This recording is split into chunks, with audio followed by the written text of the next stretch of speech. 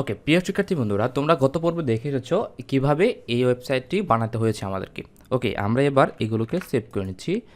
এটাকেও কেটে দিলাম, এটাকেও কেটে দিলাম। ওকে, আমরা এই পর্বে এসে দেখব কীভাবে এরকম একটি আউটপুট পাওয়ার জন্য আমাদের একটা কোড লিখতে হয়। এখানে আমি তোমাদেরকে এই তোমার লেকচার শিটে কোড দিয়ে দিয়েছি। হ্যাঁ, তোমরা অবশ্যই দেখে নিতে পারবে, তবে আমি তোমাদেরকে লাইভ কোডিং করে সেটা দেখাই দিচ্ছি। তো শুরুতেই আমি আমার ফোল্ডারটাকে ওপেন করে নিব।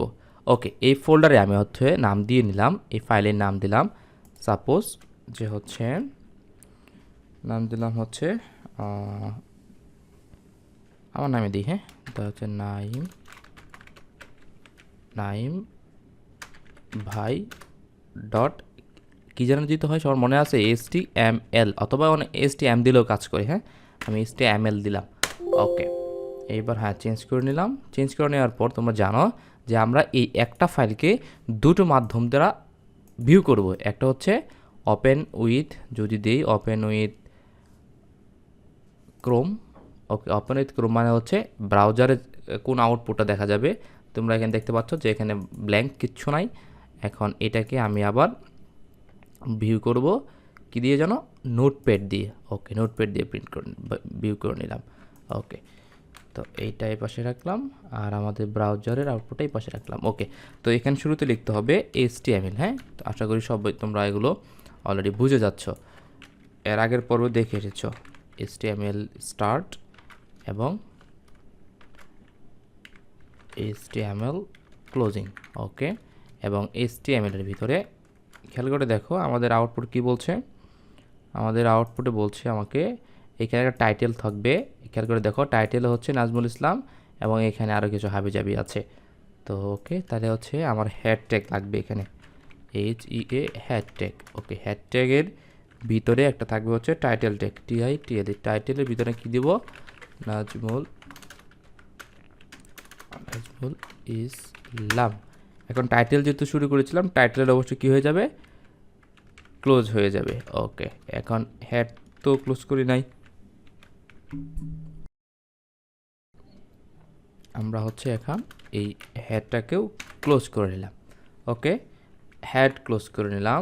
আমি এখানে একটু রিফ্রেশ দিয়ে নিচ্ছি। খেয়াল করে দেখো, জাস্ট এই টাইটেলের ভিতরে যা লিখেছিলাম নাজমুল ইসলাম, এই লেখাটা অলরেডি আমার এখানে চলে এসেছে। আশা করি সবাই দেখতে পাচ্ছ। হ্যাঁ, ওকে, এখন দেখব আমরা এটার ভিতরে আমাকে আউটপুট কী বলতে বলছে। এখানে আমার লাগবে হচ্ছে নাজমুল ইসলাম BSc, তারপর হচ্ছে কুমিল্লা ইউনিভার্সিটি। ওকে, ডান।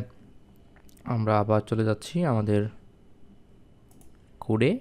এইখানে আমি যা লিখবো তুমি জানো যে এইখানে যা লিখবো সবই বডির আন্ডারে হবে।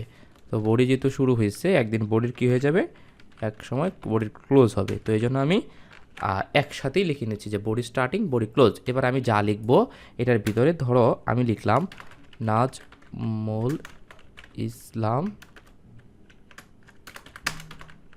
নাইম। সেভ করে নেই, সেভ করে নেওয়ার পর রিফ্রেশ দিলাম। ইয়েস, নাজমুল ইসলাম নাইম লেখাটা অলরেডি আউটপুটে চলে আসছে।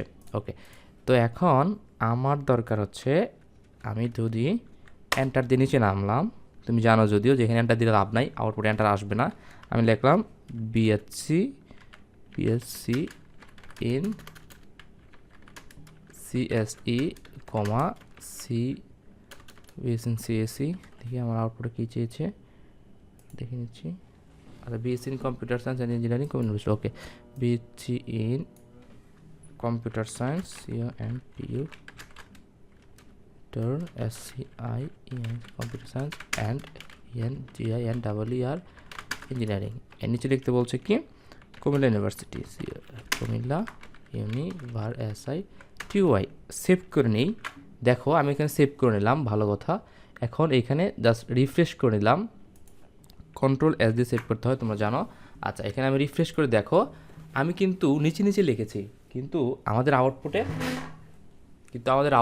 লেখাটা এক লাইনে দেখাচ্ছে। আমি যদি আরও বড় করে দিই, দেখো এক লাইনে দেখাচ্ছে, ঠিক কিনা?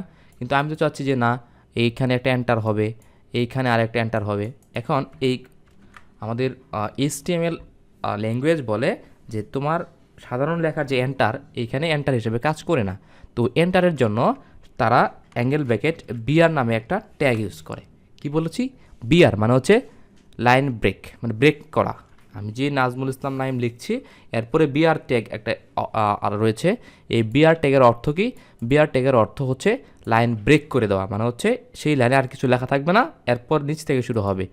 ওকে, আমি এবার আবার সেভ করে নেই। দেখো সেভ না করলে কিন্তু যে উপরে স্টার চিহ্ন দেখা যাচ্ছে, হ্যাঁ। তো ওকে, আমি আবার সেভ করে নিলাম। সেভ করে নেওয়ার পর এখানে রিফ্রেশ করলাম, ইয়েস নাজমুল ইসলামের পর অলরেডি ব্রেক চলে আসছে। এই ব্রেকটা আবার কোথায় দেবো? এইখানে দেবো, হ্যাঁ। বিআর দিয়ে দিলাম, এবার সেভ করে নিলাম। আবার সেভ করে নেওয়ার পর এখানে আমি আবার রিফ্রেশ করে নিলাম। এবার দেখো কুমিল্লা ইউনিভার্সিটি লেখাটাও নিচে চলে আসছে। এবার আমি ধরো যতই বড় করি বা যত জুম করি, যত ছোট করি, ডাজন্ট ম্যাটার, আলটিমেটলি আমার ব্রেক বিআর কথাটা উল্লেখ করার কারণে কী হয়ে গেল, আমার এই নাজমুলের পর এই ব্রেক, এই যে ব্রেক দেওয়ার পর সেই লাইনটা অলরেডি ব্রেক করে নিচে চলে আসছে। আমি যদি এখানে ব্রেক আর নাও দেই, এক লাইনে যদি ধরো লিখি, খেয়াল করে দেখো, আমি যদি এক লাইনেও এখানে লিখি, এই দেখো আমি এক লাইন লিখছি, Nazmul Islam break BSc computer science, আবার ব্রেক কুমিল্লা ইউনিভার্সিটি, আমার কিন্তু এই যে ব্রাউজার আছে সে অটোমেটিকলি কিন্তু কী দেখাচ্ছে, সে অটোমেটিকলি সে লাইনগুলোকে ব্রেক করে যেখানে যেখানে ব্রেক প্রয়োজন ছিল সেটাকে দেখাচ্ছে। আশা করি তোমরা অলরেডি বুঝে গিয়েছো যে কিভাবে একটি ওয়েবসাইটের ভিতরে ব্রেক ইউজ করতে হয়। ওকে, এই হচ্ছে আমাদের কাঙ্ক্ষিত আউটপুট। ধন্যবাদ সবাইকে। আমরা আগামী পর্বে প্যারাগ্রাফ ট্যাগ, হ্যাড ট্যাগ ইত্যাদি ট্যাগ নিয়ে আমরা আলোচনা করব। ধন্যবাদ।